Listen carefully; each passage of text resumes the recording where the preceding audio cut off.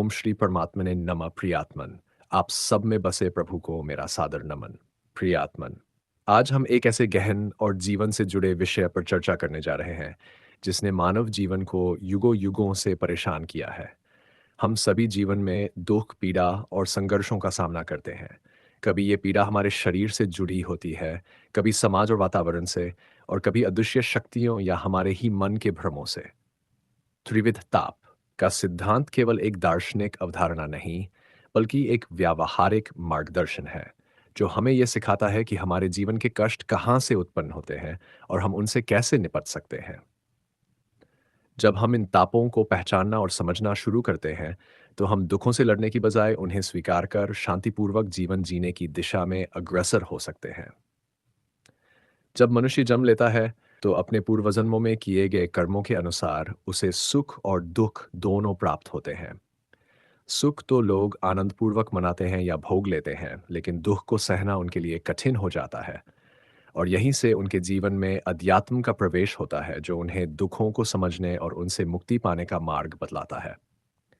इन्हीं दुखों से जुड़ा अध्यात्म और दर्शन में एक अत्यंत महत्वपूर्ण सिद्धांत है, त्रिविध ताप, जो बताता है कि जीवन में जो भी पीड़ाएं या दुख हमें भोगने पड़ते हैं, वे मूलतः तीन प्रकार के होते हैं। शास्त्रों ने इन सबको मिलाकर तीन ताप कहा है। इन तीन तापों का सही ज्ञान हो जाए तो उनका निवारण भी संभव है। और यही है हमारे आज के इस वीडियो का उद्देश्य। तो आत्मन, आप इस वीडियो को ध्यान से देखिए, सुनिए और समझिएगा। और वीडियो को अपना प्यार दिखाते हुए लाइक और शेयर भी कीजिएगा। तो आइए जानते हैं, वे तीन तरह के ताप कौन कौन से हैं और उनका निवारण कैसे किया जा सकता है। शास्त्र कहते हैं कि जीवात्मा तीन प्रकार की पीड़ाओं से घिरी रहती है: आधि भौतिक ताप, आधिदैविक ताप और आध्यात्मिक ताप। आइए एक एक करके इनका अर्थ और प्रभाव समझते हैं। पहला है आधि भौतिक ताप। ये ताप जीव जंतु, मनुष्य और भौतिक वस्तुओं से उत्पन्न होता है।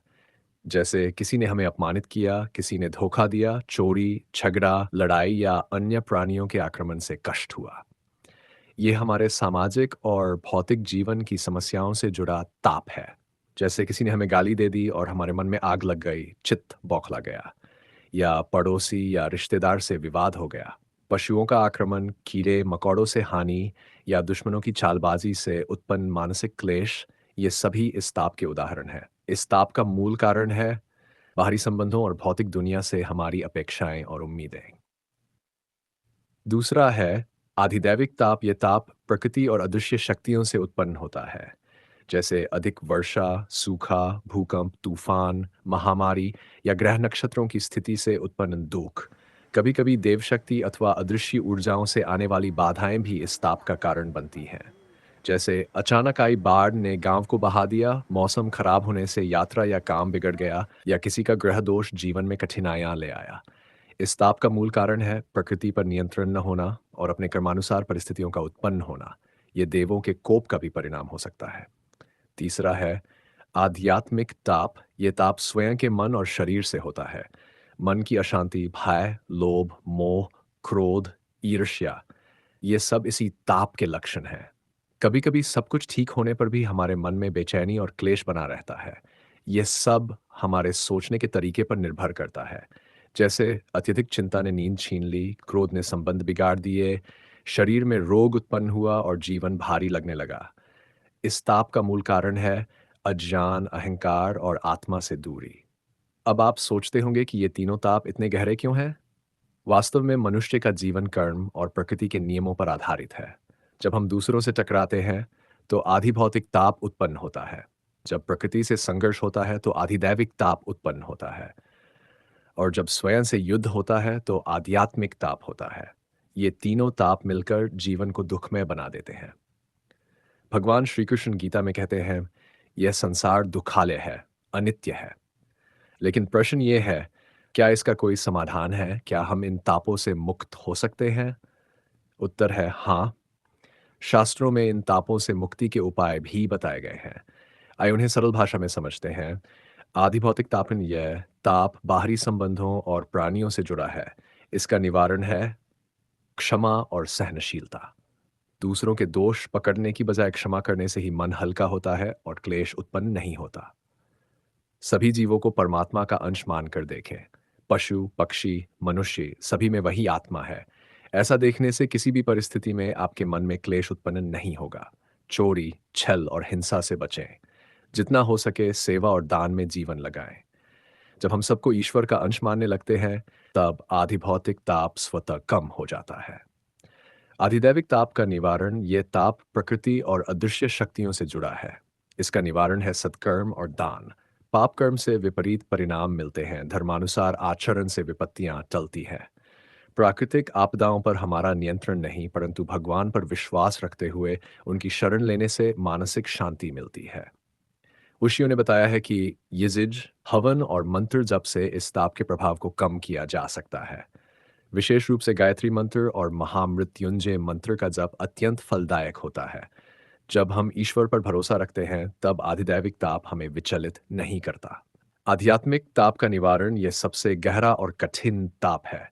इसका निवारण ध्यान और साधना से ही संभव है। प्रतिदिन ध्यान करें, श्वास पर ध्यान दें, मन शांत होगा, तनाव दूर होगा। सत्संग और आत्मध्ययन करें। गीता, शास्त्रों और संतवाणी का अध्ययन करें। सज्जनों की संगति से मन निर्मल होता है। ईश्वर की भक्ति और नाम जप से मन की शुद्धि होती है। राम नाम, कृष्ण नाम, साईं नाम का जप हृदय को पवित्र करता है। भक्ति से अहंकार गलता है और आत्मा की शांति प्रकट होती है। आध्यात्मिक ताप का वास्तविक समाधान है स्वयं को जानना और आत्मा से जुड़ना।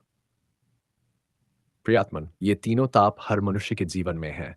उनसे भागना संभव नहीं, पर उनका समाधान संभव है। आधिभौतिक ताप से मुक्ति के लिए क्षमा, दया और मैत्री भाव अपनाएं। आधिदैविक ताप से मुक्ति के लिए ईश्वर की शरण, मंत्र जप और सत्कर्म करें। आध्यात्मिक ताप से मुक्ति के लिए ध्यान, साधना और आत्मज्ञान के मार्ग पर चलें।